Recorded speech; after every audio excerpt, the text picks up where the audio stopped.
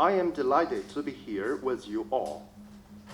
On behalf of Xinhua News Agency and its Asia-Pacific regional branch, I would like to extend a warm welcome to all the guests to attend the Ting Forum Islamabad Dialogue and express my sincere gratitude to all friends from all walks of life who have made outstanding contributions to the cooperation between the media and think tanks of China and Pakistan for a long time.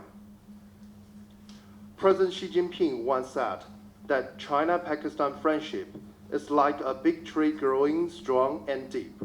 The development path of China, and then speak a little bit on how is it or whether it is relevant for Pakistan.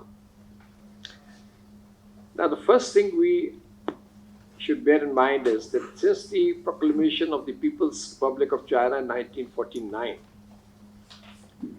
each Chinese leader has endeavored to put China on the path of modernization in line with national conditions.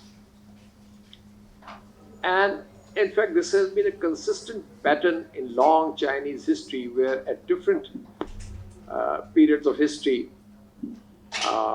various emperors and empires made seminal contribution to China's development, as well as contributed to world's development. Deep-rooted prosperity, vision and all cannot remain one-sided only. Pakistan has to walk the walk with China. Pakistan has to benefit as much from the CPEC as possible, and we need to sit together and see that what are the detractors which are causing impediments into this shared vision.